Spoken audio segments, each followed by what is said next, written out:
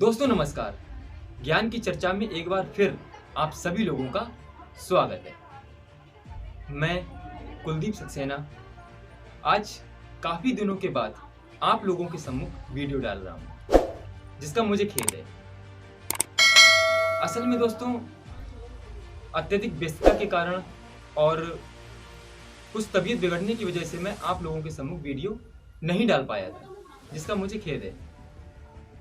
वैसे मैं आज भी वीडियो नहीं डालता, लेकिन आज बहुत ही स्पेशल दिन है, आज बहुत ही खास दिन है, जिस कारण मैं वीडियो बना रहा हूँ। आज मोक्षदा एकादशी है। मोक्षदा एकादशी आखिर क्यों इतना खास दिन है दोस्तों? असल में दोस्तों मेरे जो आराध्य हैं, जिन्हें मैं अपना पिता, गुरु, भाई, मित्र, यहाँ तक कि अपने जीवन का सब कुछ समझता हूँ, भगवान श्री कृष्ण, आज उनका खास दिन है। दोस्तों आज ही के दिन भगवान श्री कृष्ण ने कुरुक्षेत्र के मैदान में अर्जुन को गीता सुनाई थी और मोक्ष का मार्ग दिखाया था।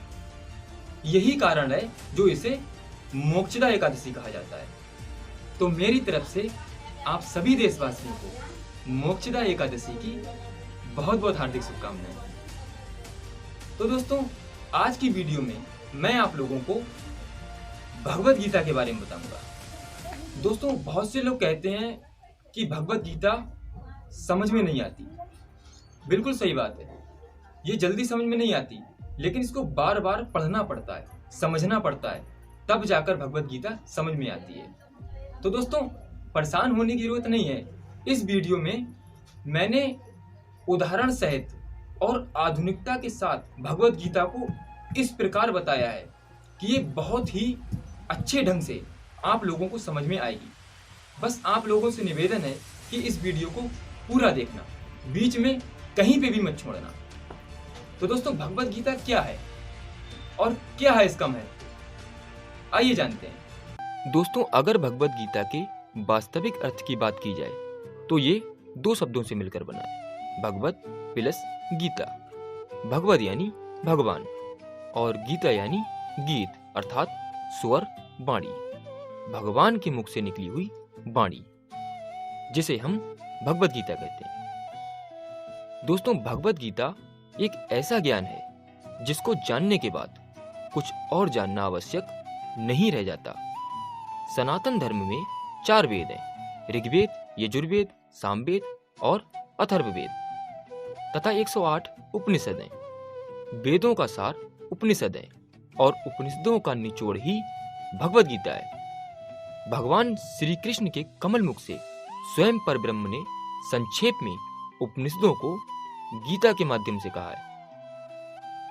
आपने गीता पढ़ ली तो समझो उपनिषद पढ़ लिए। भगवत गीता मोक्ष का मार्ग दिखाती है, क्योंकि मोक्ष ही मनुष्य का सबसे बड़ा लक्ष्य होता है। ऋषि मुनियों ने भी मोक्ष को ही महत्व दिया है, क्योंकि मोक्ष की प्राप्ति के बाद ही मनुष्य को परम शांति प्राप्त होती है। आखिर मोक्ष किसे कहते हैं? दोस्तों मनुष्य जब भी इस धरती पर जन्म लेता है तो उसका एक ही लक्ष्य होता है, सिर्फ और सिर्फ परम सत्य ईश्वर की तलाश करना, ताकि उसे शांति मिल सके। लेकिन मनुष्य का दुर्भाग्य ये है कि उसे शांति का मार्ग ही नहीं पता। वो सांसारिक भौतिक जगत में शांति खोजता है और जितना खोजता है उतना ही उलझता है, लेकिन उसे शांति नहीं मिलती, क्योंकि शांति बाहर है ही नहीं, शांति तो उसके ही अंदर छिपी है और उसे अंदर जाने का मार्ग नहीं पता होता। दोस्तों मनुष्य एक अतृप्त चेतना का नाम है, जिसे अधूरी कामना भी कहा जाता है। ये चेतना तभी तृप्त होगी जब ये परम सत्य तक पहुंचेगी। मनुष्य नहीं जानता कि उसका लक्ष्य क्या है। वो आईएएस करना चाहता है, गवर्नमेंट जॉब पाना चाहता है, बिजनेसमैन बनना चाहता है। यदि उससे पूछो कि ये सब क्यों चाहिए, तो उसका एक ही जवाब होता है, धन या फिर पद प्रतिष्ठा। फिर उससे पूछो कि उससे क्या होगा, तो वो कहता है कि सुख शांति मिलती है। लेकिन ऐसा नहीं है। गवर्नमेंट जॉब हो या कोई भी ऊंचा पद हो, उससे धन पद प्रतिष्ठा की तो प्राप्ति होती है, लेकिन शांति नहीं मिलती। फिर वो शांति की तलाश में नई अभिलाषाओं को जन्म देता है, फिर उनकी प्राप्ति का जतन करता है, और सिवाय दुख के उसे कुछ नहीं मिलता। अभिलाषाओं के पीछे भागते भागते उसकी आयु समाप्त हो जाती है और उसकी मृत्यु हो जाती है। उसका शरीर तो नष्ट हो जाता है, लेकिन उसकी अभिलाषाएं नष्ट नहीं होती, जिस कारण उसे पुनः जन्म लेना होता है, और फिर उसकी यात्रा वहीं से आरंभ हो जाती है। विश्राम का कहीं नाम नहीं, बल्कि इस यात्रा में मनुष्य कई प्रकार के पाप पुण्य करता है तथा उसी के अनुसार स्वर्ग नरक का भोग करके पुनः जन्म लेता है। सांसारिक जगत में शांति नहीं है। यदि होती तो अमीर व्यक्ति कभी दुखी नहीं होता।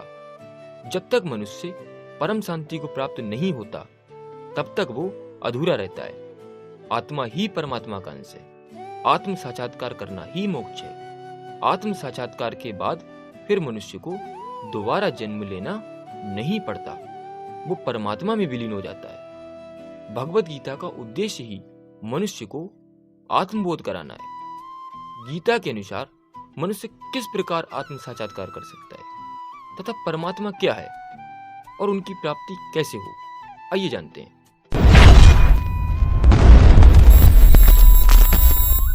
दोस्तों, परमात्मा निराकार है, अनंत है, असीम है, सुखद है तथा कण कण में व्याप्त एक ऊर्जा रूप है, और आत्मा उसी परमात्मा का एक अंश मात्र है, जो कि शरीर रूपी सांचे के विभिन्न 5 कोषों के भीतर कैद है। वो 5 कोष कौन कौन से हैं जो आत्मा को बांधते हैं? पहला अन्नमय कोष, जिसे हम भौतिक शरीर कहते हैं, जो दिखाई देता है, हाथ, पैर, आंख, कान इत्यादि। दूसरा प्राणमय कोष, जो हमारे अंदरूनी अंग होते हैं, जो कि श्वास द्वारा संपूर्ण शरीर को जीवित रखते हैं। तीसरा मनमय कोष, जिसे हम भावनाएं कहते हैं, जैसे काम, क्रोध, लोभ, मोह, मद, ईर्ष्या, प्रेम इत्यादि। चौथा विज्ञानमय कोष, जिसे हम ऊर्जा कोष भी कहते हैं। ये बहुत ही महत्वपूर्ण कोष है। ये आत्मा से मिलाने का माध्यम है तथा इसी शक्ति से मनुष्य में तेज, बल, प्रताप, यश, जोश दिखाई देता है। इसी से ही मनुष्य में कार्य क्षमता दिखती है। पांचवा है आनंदमय कोष। दोस्तों, यही है वो आत्मा जो परमात्मा का अंश है, और यहीं पर पहुंचने के बाद मनुष्य अपने वास्तविक स्वरूप परमात्मा में विलीन होता है और परमात्मा को जान पाता है और मोक्ष प्राप्त करता है। साधारण व्यक्ति अपने जीवन के दुखों से परेशान होकर आत्महत्या कर लेता है। सोचता है कि अब चिंता समाप्त हुई, लेकिन ऐसा नहीं है। चिंता मनमय कोष में जन्मा हुआ बीज है, जबकि आत्महत्या करने से तो सिर्फ अन्नमय कोष और प्राणमय कोष ही नष्ट होता है। आत्महत्या करने से चिंता और अधिक बढ़ जाती है। शरीर के रहते परेशानियां निपटाई जा सकती हैं, लेकिन जब शरीर ही नहीं होगा तो परेशानियां मिटेंगी कैसे? यही कारण है जो आत्मा मरने के बाद भटकती रहती है और उसे फिर जन्म लेना होता है। इसलिए मनुष्य को कभी भी आत्महत्या नहीं करनी चाहिए, बल्कि जीवन का डटकर सामना करना चाहिए। तो दोस्तों, जब तक मनुष्य इन सभी कोषों से मुक्त नहीं होता, तब तक उसे बार बार जन्म लेना पड़ता है, क्योंकि मोक्ष शरीर रहते ही प्राप्त करना होता है।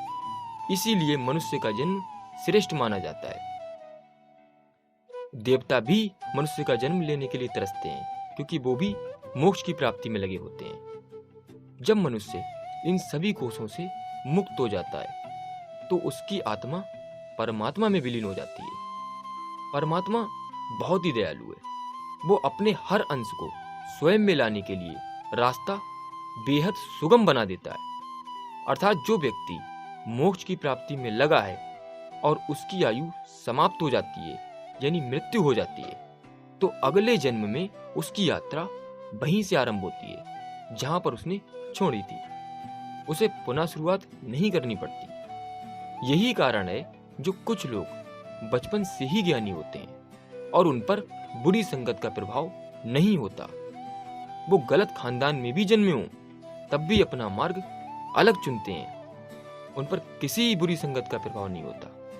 ये वही अधूरे लोग हैं जो अपनी यात्रा पूरी करने आए हैं। दोस्तों, परमात्मा का निरंतर चिंतन भजन करते रहो, न जाने कब यात्रा समाप्त हो जाए। तो दोस्तों, भगवान श्री कृष्ण ने मोक्ष के मुख्य 2 मार्ग बताए, एक कर्मयोग और दूसरा संन्यास योग। दोनों ही मार्गों से मोक्ष की प्राप्ति होती है।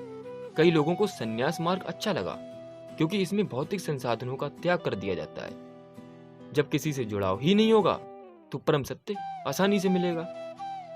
लेकिन ऐसा करके तो सिर्फ अन्नमय कोश ही बच सकता है, मनमय कोश नहीं। जबकि मनमय कोश ही मुख्य है, क्योंकि अन्नमय कोश तो वैसे भी जल जाएगा। इसलिए भगवान श्री कृष्ण ने कर्म योग को श्रेष्ठ बताया है, क्योंकि इस संसार में मनुष्य एक शरीर के साथ आता है और उसे इस शरीर का भी कार्य करना होता है। उसका लक्ष्य तो परम सत्य है, लेकिन उसे मनुष्य जन्म का धर्म और कर्तव्य भी निभाना होता है। उसे स्वयं के लिए नहीं जीना होता, बल्कि उसका जीवन प्रकृति, राष्ट्र, समाज और परिवार के लिए होता है। जो व्यक्ति सिर्फ अपने निजी स्वार्थ के लिए जीता है वो धरती पर बोझ है। ऐसा व्यक्ति कर्म से भागता है। जो व्यक्ति धर्म और कर्तव्य का पालन करते हुए एक गृहस्थ जीवन जीते हुए भी परम सत्य को खोजता है, उसके साथ स्वयं परमात्मा रहते हैं। और ऐसे ही मनुष्य के लिए भगवान श्री कृष्ण ने गीता में कहा है, कर्मण्यवाधिकारस्ते मां फलेषु कदाचन मां कर्मफल हेतुर्भु माते संगोत्कर्मणि। यहाँ पर भगवान श्री कृष्ण ने अर्जुन के माध्यम से हम सभी को यह संदेश दिया है कि मनुष्य को सिर्फ कर्म करना चाहिए, फल की अभिलाषा नहीं करनी चाहिए। क्योंकि मनुष्य का धर्म उद्देश्य सिर्फ कर्म करना है, फल देना तो ईश्वर का काम है। साधारण लोग यही सोचते हैं जो अर्जुन ने सोचा था। यदि फल की अभिलाषा ही नहीं होगी तो कर्म करने से क्या फायदा। इस पर भगवान ने कहा कि यदि परिणाम को देखते हुए कर्म किया जाएगा तो संपूर्ण ऊर्जा अर्थात विज्ञानमय कोश उस परिणाम की ओर आकर्षित हो जाएगा, और ऐसे तो मनुष्य अपने कर्म से वंचित हो जाएगा। ना ही कर्म रहेगा और ना ही फल। और यदि फल की अभिलाषा छोड़कर कर्म किया जाएगा तो संपूर्ण ऊर्जा कर्म पर केंद्रित होगी, तो परिणाम भी सुखद होगा। अभिलाषा भी एक प्रकार का मानसिक बीज ही है। अतः कर्म फल की अभिलाषा के बिना मन में कोश भी रिक्त होगा। यदि इस उपरांत मृत्यु हो जाती है तो कर्म भी पूर्ण हुआ। अन्नमय कोश तो नष्ट हो ही जाएगा और मनमय कोश तो पहले से ही खाली है। अतः मनुष्य को परम सत्य, शांति, ईश्वर अर्थात मोक्ष की प्राप्ति हो जाएगी। फिर उसे दोबारा जन्म लेना नहीं होगा। और यदि मृत्यु नहीं भी होती है तो मनुष्य जीते जी परम शांति को प्राप्त कर लेता है और एक बेहद सुखद जीवन जीता है। इसलिए मनुष्य को मनमय कोश से मुक्त होना चाहिए। तो दोस्तों, ये था भगवत गीता का संक्षेप में सार। वैसे दोस्तों, भगवत गीता में 18 अध्याय हैं और 700 श्लोक हैं, और प्रत्येक श्लोक का 700 बार भी अर्थ निकाला जाए तो भी कम है। तो आप लोग निरंतर गीता पढ़ते रहिए और समझने का प्रयास कीजिए। बाकी मैंने वीडियो में काफ़ी कुछ समझाने की कोशिश की है और इस वीडियो में काफ़ी हद तक आप लोगों को गीता समझ में आ गई होगी। बाकी दोस्तों, आशा करता हूँ आप लोगों को वीडियो पसंद आई होगी। वीडियो को लाइक कीजिए, चैनल को सब्सक्राइब कीजिए और साथ ही बेल आइकन प्रेस कीजिए। जल्द ही मिलेंगे ज्ञान की एक नई चर्चा के साथ। तब तक के लिए धन्यवाद। जय श्री कृष्ण।